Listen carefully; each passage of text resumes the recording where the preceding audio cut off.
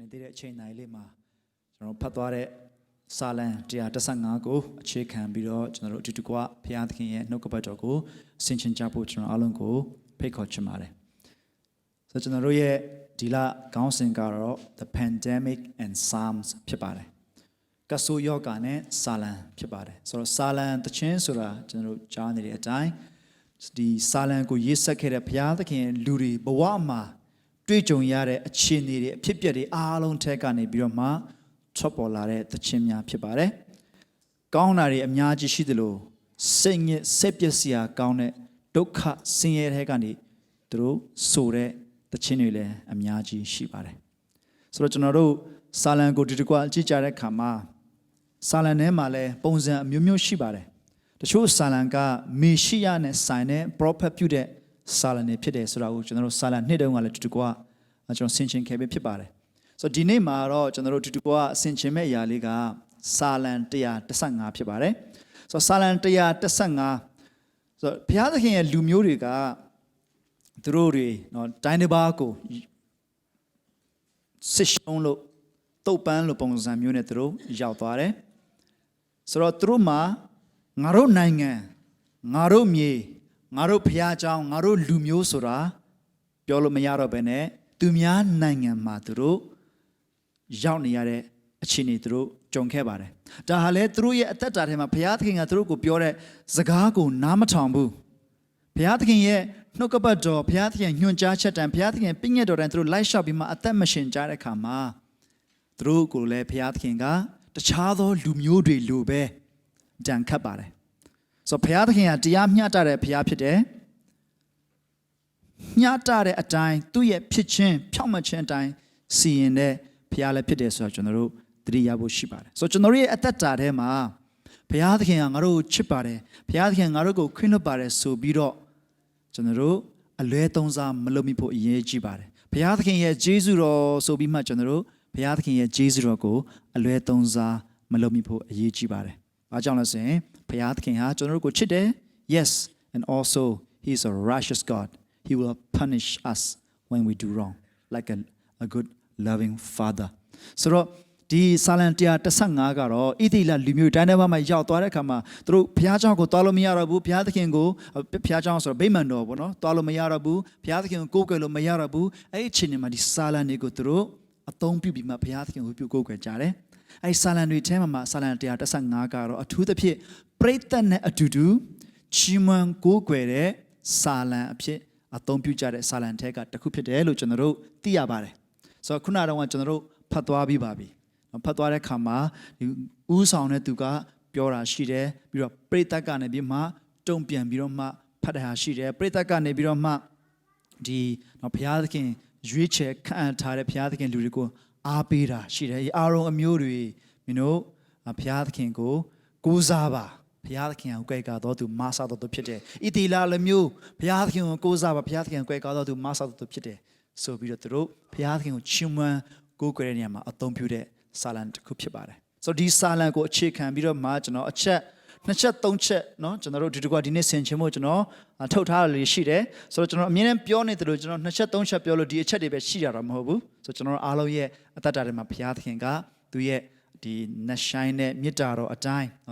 ဆက်လက်ပြီးမှသွန်သင်ဖွင့်ပြလိမ့်မယ်လို့ကျွန်တော်ယုံကြည်မျှော်လင့်ပါတယ်ဆိုတော့ဒီစာလံ115ကိုဖတ်ပြီးတော့ကျွန်တော်ခေါင်းစဉ်ပေးထားပါတယ်ကျွန်တော်ပေးထားတဲ့ခေါင်းစဉ်လေးကတော့မြန်မာလိုဆိုရင်ကျွန်တော်အားလုံးတူကဖတ်ရအောင်အသက်ရှင်သောသူဤအသက်တာ So if you have your Bible please turn to Psalms 115 and today I've given the title for my sharing which is the life of the living အသက်ရှင်သောသူဤအသက်တာဖြစ်ပါတယ်ဆိုတော့ဒီနေ့ကျွန်တော်ရဲ့အသက်တာထဲမှာအသက်ရှင်သောသူတွေဖြစ်တဲ့ဆိုရင်ကျွန်တော်ဘယ်လိုအသက်ရှင်တယ်လဲဆိုတာအရေးကြီးပါတယ်ဆိုတော့အခုချိန်မှာကျွန်တော်တို့ကတော့အသက်ရှူနေတယ်ဒီမှာရောက်လာတယ်ကျွန်တော် online ကနေကျွန်တော်တို့ကြည့်နေတယ်မိမိတို့ရှိတဲ့နေရာကနေပြီးမှဒီစီစဉ်ကိုပါဝင်နေတယ်လှုပ်ရှားသွားလာနေတယ်ဒါတွေကမှအသက်ရှင်တာဆိုတဲ့အရာတွေရဲ့တသက်တစ်ခုလည်းဖြစ်ပါတယ် but at the same time ဆိုတော့ကျွန်တော် အရန်သဘောကျတဲ့ခုချိန်မှာဆိုတော့ကျွန်တော်တို့လူငယ်ပိုင်းတော့ပိုသိမယ်နော် social media မှာ meme တွေရှိတယ်လေသူ troll လုပ်ထားတဲ့နော်အရာလေးတွေရှိတယ်အဲ့ထဲမှာကျွန်တော်သဘောကျတဲ့အရာလေးတစ်ခုကျွန်တော်တပုတ်တော့မရှိဘူးဒါပေမဲ့ကျွန်တော်ပြောပြမယ်အဲ့ဒါဘာလဲဆိုလို့ရှိရင်လူတစ်ယောက်ကဒီလိုပဲအုပ်စုလိုက်ကြီးရှိတဲ့နေရာမှာလူတစ်ယောက်ကရုတ်တရက်သူကတက်ပြီးတော့မှလဲကျသွားတဲ့အခါမှာလူတစ်ယောက်အမှကျန်လူတွေကဝိုင်းအောင်ဟာသူဘာဖြစ်သွားလဲမသိဘူး Is there a doctor in the house Is there a doctor in the room ပေါ့နော်ဒီအခန်းထဲမှာဆရာဝန်ရှိလားဆိုတော့အင်္ဂလိပ်လိုဆိုတော့ပိုကောင်း Is there a doctor in the house Is there a doctor in this room because someone needs medical care ဆိုတော့အဲ့ချိန်မှာတယောက်ကကျွန်တော်ရှိပါတယ်ဆိုပြီးမှသူကထွက်လာတယ်မင်းကဘာဒေါက်တာလဲ I'm doctor of philosophy ဆိုတော့အဲ့ခါကျတော့ဟာအဲ့လိုဒေါက်တာမျိုးလို့ရှိနေမှာဒီမှာလူကတည်တော့မယ်အခုချိန်မှာ medical doctor အလိုရှိနေတာဆိုပြီးတော့မှသူတို့ပြောတဲ့ခါမှာဒီမှာသူတည်တော့မယ်ဆိုပြောတဲ့ခါမှာသူက philosophy တမဖြစ်တယ်ဆိုတော့ but did he really live ဆိုတော့ philosopher ပုံစံမျိုးနဲ့ तू အသက်တကယ်ရှင်နေလို့လားဆိုပြီးမှ तू ကပြန်ပြောတယ်ပေါ့နော်ဆိုတော့အဲ့လိုမြင်လေးရှိတယ်အတိတ်ပဲကဘာလဲဆိုလို့ရှိရင်ဒီနေ့ကျွန်တော်တို့တက်တာကိုနှရှိုင်းစွာဆင်ခြင်တဲ့အခါမှာလှုပ်ရှားသွားလာနေပေမဲ့အသက်မရှင်တဲ့သူတွေအများကြီးရှိပါတယ် We are moving we have our being but we are barely existing တစ်ပင်လဲအသက်ရှင်ပါတယ်အသက်ရှိပါတယ်သို့တော်လဲတစ်ပင်ပန်းပင်နေဆိုတာက they exist they have their existence they have certain kind of life but they're not really living so အသက်ရှင်တော်သူရဲ့အသက်တာဆိုတဲ့အရာလေးနဲ့ကျွန်တော်တို့ဒီစာလံကိုဆက်လက်ဆင်ခြင်ကြရအောင်ဆိုပထမဆုံးအနေနဲ့ကတော့ဒီကျွန်တော်တို့သိပါတယ်ခုကဘာကြီးမှာဖြစ်ပျက်နေတဲ့အခြေအနေက pandemic ကဆိုးရောဂါကိုကျွန်တော်အားလုံးရင်ဆိုင်နေရပါတယ်ဆိုတော့အဲ့လိုရင်ဆိုင်တဲ့အခါမှာကျွန်တော်တို့မေးတဲ့မေးခွန်းကဘာလဲဆိုလို့ရှိရင် where is God ဘုရားသခင်ဘယ်မှာလဲဘုရားသခင်ဘယ်မှာလဲခုနစာလံထဲမှာလည်းကျွန်တော်တို့တွေ့ရပါတယ်စာလံဆရာဘာပြောလို့ဆိုလို့ရှိရင်တော့တပါးမျိုးသားတွေက the nations are asking where is their God so ဒီစာလံရဲ့နောက်ကျောင်းသမိုင်းလေးကိုကျွန်တော်အနေငယ်ပြန်ကြည့်မယ်ဆိုရင်ဘယ်လိုတွေ့ရလဲဆိုတော့ခုနကျွန်တော်ပြောသလိုဣသရေလလူမျိုးတွေကဘုရားသခင်စကားနားမထောင်တဲ့အတွက်ဘုရားသခင်တခြားတပတိုင်းတပါအမျိုးသားတွေကိုဒီတခြားလူမျိုးတွေကိုဒဏ်ခတ်တယ်လို့မျိုးသူတို့ကိုလည်းဒဏ်ခတ်ပြီးတော့မှဘာဘိလုံပြည်မှာကြုံခံစေတယ်အဲ့ဒီကကြုံခံရနေပြီးတော့မှယေရမိထဲမှာဘုရားသခင်က prophet ပေးခဲ့တဲ့အတိုင်းသူတို့ကိုအချိန်တန်တဲ့ခါမှာကိုယ်တိုင်းပြီးကိုယ်မြေကိုပြန်လာဖို့ရန်အတွက်အခွင့်ပေးတယ်အဲ့ဒီခါမှာသူတို့တတုပ်ပြီးတတုပ်ပြန်လာတယ်၃ချိန်ပေါ့နော်ဒီနေဟမီတို့အဲဇရာတို့ဇေရုဘဗေလတို့ဦးဆောင်ပြီးမှသူတို့ပြန်လာကြတယ်ပြန်လာကြပြီးမှယေရုရှလင်မြို့ရိုးကိုပြန်ပြီးမှပြုပြင်တယ်နေဟမီကတော့ယေရုရှလင်မြို့ပြက်ပြင်းနေတဲ့ယေရုရှလင်မြို့ရိုးကိုပြန်ပြုပြင်တယ်ဇေရုဘဗေလတို့နော် prophet ယောရှုတို့ကကြတော့prophet ယောရှုတို့ကကြတော့ဗိမာန်တော်ကိုပြန်တိဆောက်တယ်ပြီးလို့ရှိရင်အဲဇရာကတော့လူတွေရဲ့အသက်တာကိုဘုရားသခင်နှုတ်ကပတ်တော်နဲ့ပြန်ပြီးမှတိဆောက်တယ်အဲ့လိုတိဆောက်ခြင်းကိုပြန်လုပ်တယ်အဲ့ဒီခါမှာသူတို့ဗိမာန်တော်ကိုပြန်တိဆောက်ပြီးတဲ့ခါမှာရှောလမုန်ဆောက်ခဲ့တဲ့ဗိမာန်တော်ကအကြီးကြီးခါနာထဲဝါပြီးမှအရန်ကိုကြီးကျယ်ခါနာတဲ့ဗိမာန်တော်ဖြစ်တယ်ဒါပေမဲ့အဲ့ဒါကိုယန်သူကလာပြီးဖျက်ဆီးပြီးသွားပြီအခုဒီအဖွဲ့တွေကနေပြီးတော့မှဇေရုဘဗေလတို့ကပြန်ပြီးမှတိဆောက်ထားတဲ့ဗိမာန်တော်ကတော့အရင်လောက်မကြီးတော့ဘူးအဲ့ဒီခါမှာလူတွေကနေပြီးတော့မှသူတို့ဖျားဘယ်မှာလဲဆိုပြီးမှမေးစရာရှိလာတယ်လူတွေကif their God is alive how come their temple is so small ဆိုပုံစံမျိုးပေါ့လူတွေရဲ့မေးတဲ့မေးခွန်းဖြစ်တယ်ဆိုကျွန်တော်တို့တွေ့ရတယ်ဆိုတော့ဣတိလလူမျိုးတွေအဲ့ဒါကိုသူတို့အမေခံခဲ့ရတယ်ဘုရားသခင်လူမျိုးတော်တွေအဲ့ဒီမေးခွန်းကိုသူတို့ကြုံတွေ့ခဲ့ရတယ်ဆိုတော့ကျွန်တော်ပြန်စဉ်းစားကြည့်လိုက်ရင်ဒီနေ့ဒီချိန်မှာလဲဘုရားသခင်ရှိရဆိုရင်ဘုရားသခင်ဘယ်မှာလဲအခုလူတွေဒီနော်ကဆိုးယောဂါကြောင့်ဒီယောဂါကြောင့်တနေ့ပြီးတနေ့ကုသမှုတွေပို့ပြီးတော့တိုးပွားပြီးတော့များပြားလာတယ်လူတွေပို့ပြီးတော့လဲတေလွန်မှုတွေဖြစ်ဖြစ်ပိုများလာတယ်ဆိုတော့ဒီလိုအခြေအနေမျိုးတွေမှာဘုရားသခင်ဘယ်မှာလဲဆိုတာကလူတွေမေးတဲ့မေးခွန်းဖြစ်ပါတယ်လူတွေအကုန်လုံးမေးကြပါတယ်ဆိုတော့ကျွန်တော်တို့လူရဲ့အသက်တာထဲမှာလဲဒီလိုမျိုးပဲငါအခုကြုံတွေ့နေရတဲ့အခြေအနေငါအခုကြုံတွေ့နေရတဲ့အခက်အခဲတွေမှာဘုရားသခင်ဘယ်မှာရှိမလဲ so sometimes we don't feel God sometimes we don't know where is God even as believers Even as those who claim to be follower of Jesus Christ, we say, where is God? Where is God in this? We ask that question. It's okay to ask that question because God is bigger and greater than all of our problems. The nation asks, where is their God? သူတို့ဘုရားသခင်ဘယ်မှာရှိလဲလို့ဒီတပါးမျိုးသားတွေကဘာကြောင့်မေးရတာလဲတဲ့ဆာလံစီကပြောပြီးမှသူဟာသူအဖြေပေးပါတယ်အဲ့အဖြေပေးကတော့ပထမတစ်ခုကတော့ဗာလဲဆိုလို့ရှိရင်ကျွန်တော်ဒီလိုမျိုးလေးလုပ်ထားပါတယ်ဆိုတော့ဒါပထမတစ်ချက်ပေါ့ Our God is in heaven and he does as he please ဘုရားသခင်ဟာကောင်းကင်မှာရှိတယ်ပြီးတော့သူအလိုတော်ရှိသည့်အတိုင်းပြုတော်မူတယ်လို့ပြောပါတယ် God is in heaven and he does God is in the heavens there's S there in the heavens and he does what he pleases အလိုတော်ရှိသည့်အတိုင်းပြုတော်မူတယ်ဆိုတော့ဒီနေ့ဘုရားသခင်ဘယ်မှာလဲဆိုရင်ဘုရားသခင်ကကောင်းကင်ဘုံမှာရှိသူရှိတဲ့သူရဲ့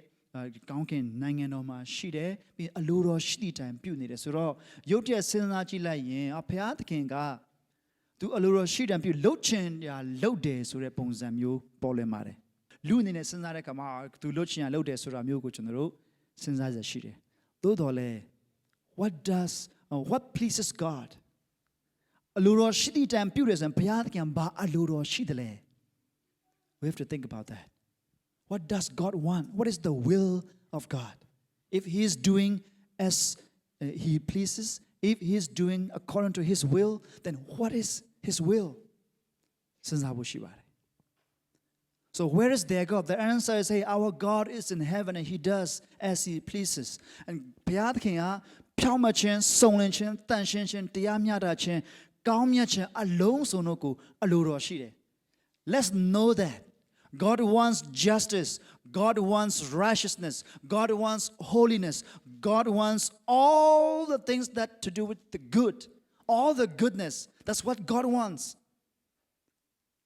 And let's take courage in that. အဲ့ဒီနေရာမှာကျွန်တော်ခွန်အားယူရအောင်ဘုရားသခင်အလိုတော်ရှိတဲ့ຢာဒါဖြစ်တယ်ဆိုရင်ဘုရားသခင် तू လှုပ်တဲ့ຢာကလည်းအဲ့ဒီအခြေပေါ်မှာမူတည်ပြီးမှသူ့ရဲ့ဖြစ်ခြင်းပေါ်မှာမူတည်ပြီးမှ तू အလိုတော်ရှိတဲ့ပေါ်မှာမူတည်ပြီးမှလှုပ်ဆောင်မဲ့ဘုရားသခင်ဖြစ်တယ်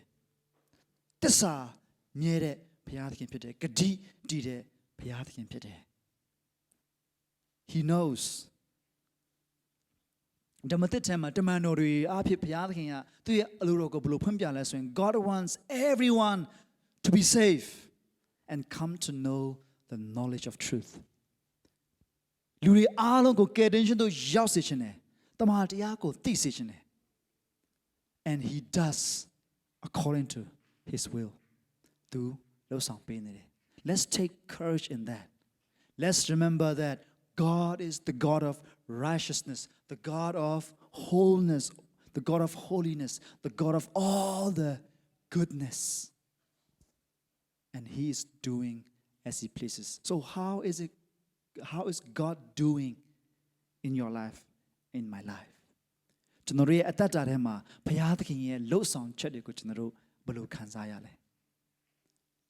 တွေ့တယ်လားကျွန်တော်ရဲ့တက်တာထဲမှာဘုရားသခင်ကသူအလိုတော်ရှိသည့်အတိုင်းလှုပ်ဆောင်တဲ့လှုပ်ဆောင်ချက်တွေကျွန်တော်ရဲ့အတက်တာထဲမှာတွေ့ရသလားကျွန်တော်ရဲ့ကိုးကွယ်မှုတွေကျွန်တော်ရဲ့အသက်တာအသက်ရှင်ခြင်းတွေအဲ့ဒီအရာတွေထဲမှာဘုရားသခင်လှုပ်ဆောင်ချက်တွေဘုရားသခင်ကသူအလိုတော်ရှိသည့်အတိုင်းပြုတဲ့အရာတွေတွေ့ရလားကျွန်တော်အသက်တာကဘယ်လိုပုံစံပေါ်နေတယ်လဲဆိုတော့အဲ့ဒီຢာလေးကိုစဉ်းစားရင်းနဲ့ဆာလန်ဆီယာကပါဆက်ပြောလဲဆိုတော့သူများတွေကတော့ငါတို့ဘုရားဘက်မှာရှိတယ်လို့လာမေးဟေးငါတို့ဘုရားအသက်ရှင်တဲ့ဘုရားဖြစ်တယ်ကောင်းကင်ဘုံမှာရှိတဲ့ဘုရားဖြစ်တယ်အလိုတော်ရှိတယ်ပြုတဲ့ဘုရားဖြစ်တယ်ဒါနဲ့မင်းတို့ဘုရားရောဆိုတော့ဆာလန်ဆီယာကနော်သူတို့ဒီပါဆက်ပြောလဲဆိုတော့သူတို့ရဲ့ဘုရားကငွေလည်းဖြစ်တယ်ရွှေလည်းဖြစ်တယ်ဆိုငွေတွေရွှေတွေဒီကျွန်တော်တို့ရဲ့အသက်တာထဲမှာစဉ်းစားဆင်ခြင်ရအောင်ငွေတွေရွှေတွေကတပါးမျိုးသားတွေရဲ့ဘုရားငွေတွေဖြစ်တယ်ရွှေတွေဖြစ်တယ်မျက်စိရှိတယ်မမြင်ဘူးနားရှိတယ်မကြားဘူးနှာခေါင်းရှိတယ်မရှုတတ်ဘူး possess ရှိတယ်မပြောတတ်ဘူးလက်ရှိတယ်မကန်တတ်ဘူးခြေရှိတယ်မသွားတတ်ဘူး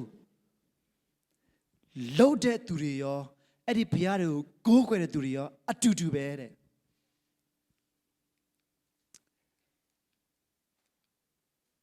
နှုတ်ရှိတယ်မျက်စိရှိတယ်နားရှိတယ်နှာခေါင်းလက်ရှိလဲချောင်းရှိတယ်အတန်မထွက်ဘူးလှုပ်တဲ့သူတွေရောကိုးကွယ်တဲ့သူရောအတူတူပဲ This is talking about idolatry worship lifestyle now you might say I might say we might say well I'm not bowing down to any idols made by the hands of man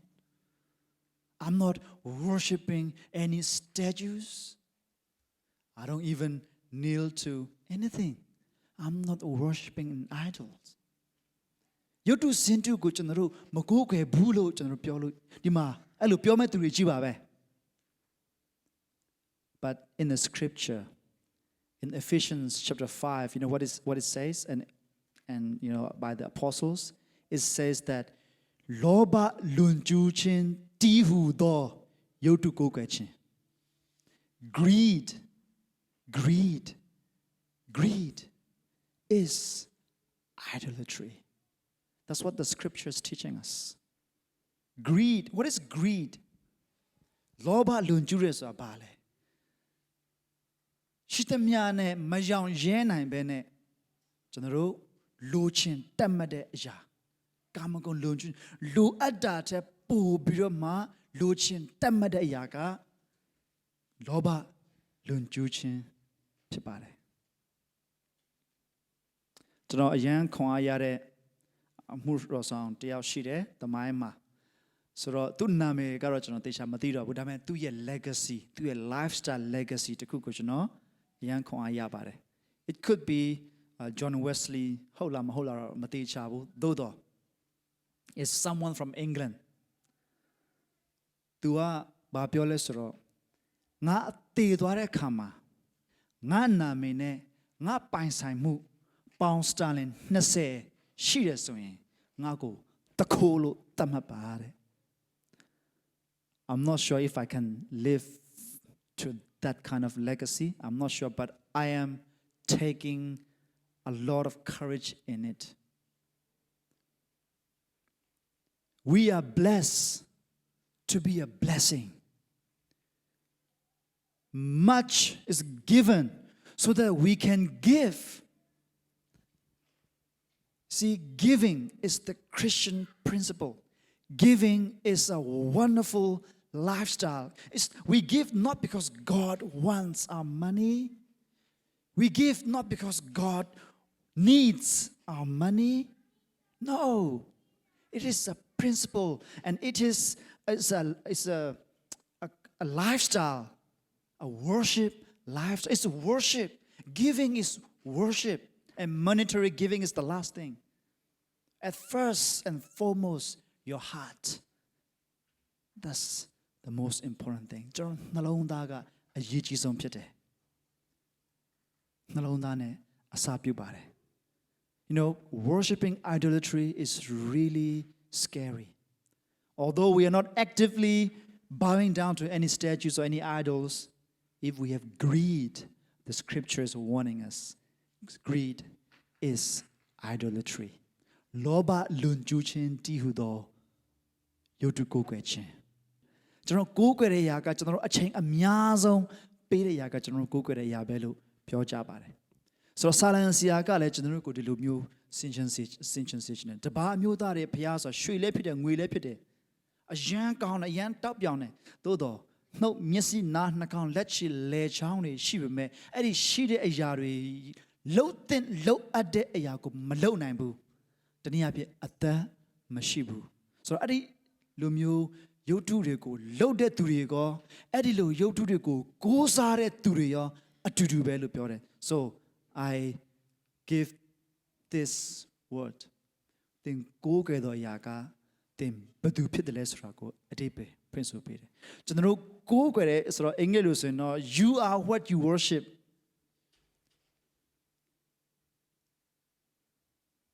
ကျွန်တော်တို့ကိုးကွယ်တဲ့အရာကကျွန်တော်တို့ဘာတူလဲဆိုတာတဖြည်းဖြည်းနဲ့ပေါ်လွင်စေတယ်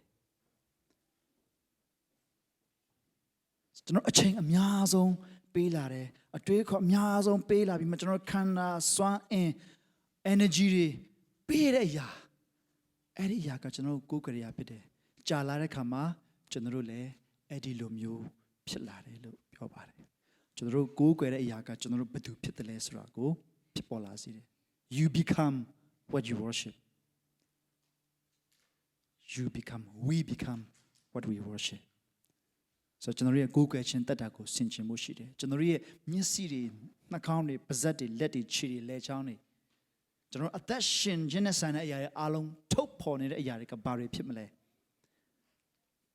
Okay next ဆိုတော့အဲ့ဒါပြီးတဲ့ခါမှာပရိသတ်ကနေပြီးတော့မှကောင်းကြီးပေးတယ်ဆိုတော့အားပေးတာပေါ့နော်ဆိုတော့ဒီကျွန်တော်အဲဇရာမှတ်စာအခန်းကြီး6အငယ်16လောက်မှာ73 16လောက်မှာသွားကြည့်ရင်ခုနပြောတဲ့ဒီဗိမာန်တော်သူတို့ပြန်တိဆောက်ထားတဲ့ဗိမာန်တော်အသစ်ကိုသူတို့အနုမောဒနာပွဲလုပ်တယ်ပြန်လဲဆက်ကပ် dedicate လုပ်တဲ့ခါမှာသူတို့ကနေပြီးတော့မှဘုရားသခင်ရဲ့အာရုံမျိုးရှင်ဣသေလလူမျိုးဘုရားသခင်ကိုးစားတဲ့သူတွေအားလုံးကိုဘုရားသခင်ကိုးစားဖို့ရန်အတွက်သူတို့ဝိုင်းဝန်းပြီးတော့ပရိသတ်ကနေပြီးမှဆိုတဲ့အပိုင်းလေးဖြစ်တယ်ဣသေလအိုးဣသေလမျိုးဘုရားသခင်ကိုးစားပါဘာကြောင့်လဲဆိုရင်ဘုရားသခင်ဟာမင်းကိုကွယ်ကားတဲ့သူမဆရတဲ့သူဖြစ်တယ်အာရုံအမျိုးဘုရားသခင်ကိုးစားပါဘာကြောင့်လဲဆိုရင်ဘုရားသခင်ဟာကွယ်ကာသောသူမဆတော်သူဖြစ်တယ်ဘုရားသခင်ကိုကြောက်ရွံ့သောသူတွေဘုရားသခင်ကိုကိုးစားပါဘုရားသခင်ကွယ်ကာသောသူမဆတော်သူဖြစ်တယ်ကျွန်တော်တို့ကိုကွယ်ကာသောသူမဆတော်သူဟာဘုရားသခင်ဖြစ်တယ်ကျွန်တော်တို့ကိုကောင်းကြီးပေးတဲ့သူဟာလည်းဘုရားသခင်ဖြစ်တယ်ဆိုတော့ကျွန်တော်တို့ကိုကွယ်ကာမဆတဲ့ဘုရားသခင်ကိုအရာရာမှာကိုးစားခြင်းဟာမှန်သောအရာဖြစ်တယ် That's what it means to live by those who are alive ဆိုတော့ပြီးတဲ့အခါမှာခုနကတော့လည်းကျွန်တော်စာလံ34ကနေပြီးတော့မှဘုရားသခင်ကိုကောင်းချီးပေးတဲ့အကြောင်းတူတူကဆင်ခြင်ခဲ့ပဲဖြစ်တယ်ဘုရားသခင်ကကောင်းချီးပေးခြင်းချီးမွမ်းခြင်းကိုးကွယ်ခြင်းသည်အသက်ရှင်သောသူ၏အခွင့်အရေးဖြစ်တယ် praising God blessing God trusting God worshiping him that is our opportunity as those who are alive at the end of Psalm 115 it says that the dead do not praise God and those who are silenced do not praise God but praising God is for the livingဒါကြောင့်မလို့ကျွန်တော်တို့အသက်တာပြန်စဉ်းစားတဲ့အခါမှာအသက်ရှင်နေတယ်ဆိုရင်ကျွန်တော်တို့ရဲ့အသက်ရှင်သောသူရဲ့အသက်တာဟာဘုရားသခင်ကိုချီးမွမ်းကိုးကွယ်တဲ့အသက်တာဖြစ်တယ်ဒါကျွန်တော်တို့ရဲ့အခွင့်အရေးဖြစ်တယ်တည်တဲ့သူတွေလုံးလို့မရဘူးဒါကြောင့်မလို့လောကကြီးမှာလူတွေအကုန်လုံးဥဒဟုလှုပ်ရှားသွားလာနေကြပါမယ်လူတိုင်းကဘုရားသခင်မကိုးကွယ်ဘူးဘာကြောင့်လဲဆိုရင်လူတိုင်းကအသက်မရှင်ဘူးလူတိုင်းမှာဘုရားကိုကိုးကွယ်နိုင်တဲ့ချီးမွမ်းနိုင်တဲ့အသက်မရှိဘူးအသက်တစ်ဆိုတာဘုရားသခင်ပေးတဲ့အသက်တစ်ကိုအထူးသဖြင့်ရတဲ့သူတွေအသက်ရှင်သောသူတွေအခွင့်အရေးဒါကျွန်တော်တို့အသက်ရှင်တဲ့သူတွေပဲလုပ်လို့ရတဲ့အရာဖြစ်တယ်အသက်ရှင်သောသူတွေရဲ့အခွင့်အရေးဖြစ်တယ်ကိုရုပ်တုကိုလှုပ်တဲ့သူတွေကိုးစားသူအတူတူပဲဆင်ခြင်မှုရှိတယ်ကျွန်တော်တို့ကိုးကွယ်တဲ့သူနဲ့ကျွန်တော်တို့ရဲ့အသက်တာဆိုကျွန်တော်တို့ကိုးကွယ်သောသူရဲ့ character တွေကိုးကွယ်သောသူရဲ့အသွင်ပြင်လက္ခဏာတွေကကျွန်တော်တို့ကိုးကွယ်သူရဲ့ကိုးကွယ်ခံရတဲ့သူရဲ့သွင်ပြင်လက္ခဏာကိုကိုးကွယ်သူရဲ့အသက်တာမှာထင်ရှားပေါ်လာဖို့ဖြစ်ပါတယ်ကျွန်တော်ရဲ့အခွင့်အရေးဖြစ်ပါတယ်ဆိုတော့အဲ့ဒီစာလံ135အစကဘာလဲဆိုရင်ကျွန်တော်တို့၌မဟုတ်ဘူးကိုတော့ဒါပေမဲ့ဂယုဏတော်နဲ့သစ္စာတော်ကြောင့်ကိုရောရဲ့နာမ၌ဘုံရှိစေတည်းကိုရောရဲ့နာမ၌ဘုံရှိစေတည်းဆိုဒီနေ့ကျွန်တော်ရဲ့အသက်တာမှာကျွန်တော်အခုကြုံတွေ့ဖြတ်သန်းနေရတဲ့ခေတ်ကာလကြီးကတော့တဖြည်းဖြည်းနဲ့တော့အခုတော့နေသားကျလာတဲ့ပုံစံပေါက်နေပေမဲ့အချင်းကြီးကတော့မကောင်းပါဘူး အခုဆိုရင်ဒီနေ့ဆိုရင်လည်းကျွန်တော်တို့သတင်းတွေသိမိကြလိမ့်မယ်ကျွန်တော် WA ထဲမှာတော့ recovery plan တွေသူတို့ထုတ်လာတယ်အစိုးရကနေပြီးတော့မှ5.5 လာဘီလီယံလောက်သူတို့ရင်းပြီးတော့မှ WA recovery road ကိုသူတို့စတင်ပြီးတော့မှကြီးညာနေပြီဖြစ်တယ်ဆိုချင်းတွေကတော့အမြဲတမ်းပြောင်းလဲနေတယ်ကျွန်တော်ရဲ့တွေ့ကြုံနေရတဲ့အဖြစ်အပျက်တွေကျွန်တော်ဘဝမှာဖြစ်ပျက်နေတဲ့အခြေအနေတွေကတော့ပြောင်းလဲနေတယ်ကျွန်တော်တို့အသက်ရှင်တဲ့အခါမှာလည်းပဲဘုံတကူအလုံးစုံတော့ဟာဘုရားသခင်နဲ့ပဲဆိုင်တယ်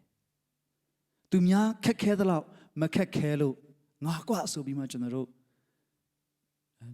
မောက်မှာဝါကြွားနေဖို့လည်းမဟုတ်ပါဘူးကျွန်တော်ကဘာဦးချန်ခန်းကြီး7ကလူတွေရဲ့အုပ်လုံနီးပညာရတာနဲ့တိုက်အမြင့်ကြီးဆောက်ပြီးဘုရားသခင်ကဲ့သို့ဖြစ်မယ်ငါတို့နာမည်ကျော်စောဂတိရှိဖို့လှုပ်ဆောင်ကြမယ်ဆိုသလိုအဲ့ဒီလိုအပြစ်ရဲ့သဘောတွေကကျွန်တော်တို့အထဲမှာလဲရှိနေတော့ပဲအပြစ်ကသဘောလေအခုကျွန်တော်တို့လူတွေက vaccine တွေနော်ဒီယောဂကူးစက်မှုကြောင့်ယောဂကိုကာကွယ်တဲ့ကာကွယ်ဆေးတွေလူရဲ့အသက်ကိုကယ်တင်နိုင်ဖို့ရန်အတွက်ဆေးဝါးတွေရှာဖွေနေကြတယ်ဒီလူကိုသိစေနိုင်တဲ့အရာအရင်းမြစ်ကဘာလဲရှာဖွေနေကြတယ်ဒါပေမဲ့တမန်ကျမ်းစာကလူတေရတာအပြစ်ကြောင့်ပဲအဲ့လိုပဲလူအသက်ရှင်ရတယ်လေဘုရားသခင်ကြောင့်ဖြစ်တယ်ဘုရားသခင်နာမမှာပဲဘုံရှိဖို့ဖြစ်ပါတယ်ဆိုတော့ကျွန်တော်ရဲ့တက်တာမှာလည်းအဲ့လိုဝန်ခံနိုင်ဖို့အရေးကြီးပါတယ်ဆိုတော့ကျွန်တော်တို့စာလံ115ထဲမှာကျွန်တော်တို့တွေ့ရပါတယ်ဘုရားသခင်ဘယ်မှာလဲဆိုတဲ့မေးခွန်းကိုကမ္ဘာလောကကြီးကမေးပေမဲ့ဘုရားသခင်ဟာကောင်းကင်ဘုံမှာရှိတဲ့ဘုရားသခင်ဖြစ်တယ်အလိုတော်ရှိသည့်အတိုင်းပြုတော်မူသောဘုရားဖြစ်တယ်ဘုရားသခင်အလိုတော်ရှိတာကလူတွေအားလုံးကယ်တင်ခြင်းတို့ရပ်ပြီးတမန်တရားသိဖို့အလိုရှိတယ်ခတ်သိမ်းသောစုံလင်ခြင်းဖြောင့်မတ်ခြင်းဝမ်းမြောက်ခြင်းကောင်းမြတ်ခြင်းအလုံးစုံကိုအလိုတော်ရှိတဲ့ဘုရားဖြစ်တယ်သူအလိုတော်ရှိတဲ့အတိုင်းလှုပ်ဆောင်နေဆိုရင်ကျွန်တော်ရဲ့အသက်တာမှာဘုရားသခင်လှုပ်ဆောင်ချက်ကျွန်တော်မြင်ရသလားယုတ်တုကိုးကွယ်ခြင်းဆိုတာကလောဘလွန်ကျူးခြင်းပဲဒီနေ့ကျွန်တော်ရဲ့နှုတ်ရှာပါဇက်တွေကနေပြီးမှထွက်လာတဲ့အရာတွေလှုပ်ဆောင်တဲ့အရာတွေကကျွန်တော်တို့ကိုးကွယ်သောသူရဲ့တရံကိုပေါ်လွင်စေရလားကျွန်တော်ကိုးကွယ်တဲ့အရာကကျွန်တော်တို့ဘယ်သူဖြစ်တယ်လဲဆိုတာကိုအတိတ်ပဲဖွင့်ဆိုပေးနေတယ်ဆိုရင်ကျွန်တော်တို့ရဲ့ကိုးကွယ်ခြင်းတွေကျွန်တော်ရဲ့အသက်တာမှာကျွန်တော်တို့ကိုးကွယ်တဲ့ဘုရားရဲ့လက္ခဏာတွေထင်ရှားပေါ်လွင်ရဲ့လားဒီနေ့ဘုရားသခင်ကိုချီးမွမ်းတယ်ဘုရားသခင်ကိုကိုးကွယ်တယ်ဆိုတာအသက်ရှင်သောသူတွေရဲ့အခွင့်အရေးဖြစ်ပါတယ်ဒီနေ့ကမ္ဘာမှာရှိတဲ့လူတွေအသက်တော်ရှူကြပါတယ်ဇီဝအသက်တော်ရှိကြပါတယ်ဒါပေမဲ့လူတိုင်းကဘုရားသခင်ကိုမကိုးကွယ်နေဘူးဘာကြောင့်လဲဆိုရင်လူတိုင်းကဘုရားသခင်ကိုကိုးကွယ်နိုင်တဲ့ဘုရားသခင်ကိုကိုးကွယ်တတ်တဲ့အသက်မရှိသေးလို့ဖြစ်ပါတယ်ဒီနေ့သခင်ယေရှုခရစ်ရဲ့လှုပ်ဆောင်ချက်ကြောင့်သခင်ယေရှုခရစ်ပြုတော်မူသောအရာကြောင့်အသက်အသစ်ကိုရသောကျွန်တော်တို့အရောက်စီတိုင်းဘုရားသခင်ကိုအစဉ်အမြဲချီးမွမ်းကိုးကွယ်နေဖို့ဖြစ်ပါတယ်တည်တဲ့သူတွေကဘုရားသခင်ကိုကိုးကွယ်ချီးမွမ်းလို့မရပါဘူးဒီနေ့ကျွန်တော်တို့ရဲ့အသက်တာထဲမှာဖြစ်တဲ့မြတ်သောအရာအလုံးစုံတို့ထဲမှာဘုရားသခင်ရဲ့နာမတော်၌ပဲဘုံရှိပါစေကျွန်တော်အားလုံးတူကမတ်တရပြီးတော့မှကျွန်တော်ရဲ့ခွန်အားဗလာဖြစ်တဲ့ဘုရားသခင်ကိုအာရပါရသခြင်းနဲ့တည်ဆိုချီးမွမ်းကိုးကွယ်ပြီးတော့မှဒီသခြင်းလေးနဲ့တူဆုတောင်းဆက်ကပ်ပြီးတော့ဒီနေ့အစည်းအဝေးကိုကျွန်တော်တို့ဆုံးသက်မှာဖြစ်ပါတယ်